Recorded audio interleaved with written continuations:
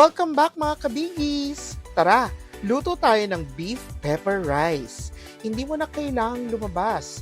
Gagawin natin sa bahay gamit ang Mrs. Garcia's Sukiyaki Cut at special soy garlic sauce. Ang beef ng Mrs. Garcia's manipis at tender, kaya mabilis maluto at swak na swak sa sizzling rice plate. Ito talaga ang perfect cut para sa pepper rice na leveled up. Painitin muna ang sizzling plate o kahit non-stick pan. I-sear agad ang beef sukiyaki cut. Mabilis lang dahil maninipis na siya. Top it with corn kernels. Habang nagsisear, ibuhos ang ginawa nating soy garlic sauce. Tamang timpla ng bawang, toyo, konting asukal, at konting tubig para maging glaze. Pagkatapos, isang cube ng butter na kusang magme-melt sa ibabaw. At syempre, chopped spring onions.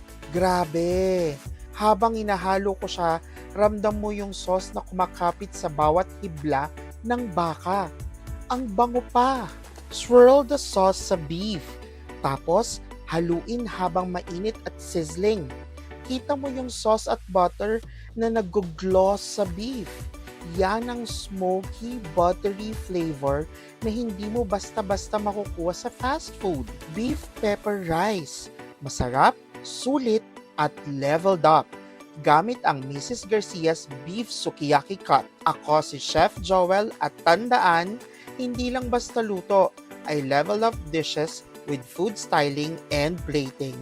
Dahil para sa akin, bawat plato may kwento.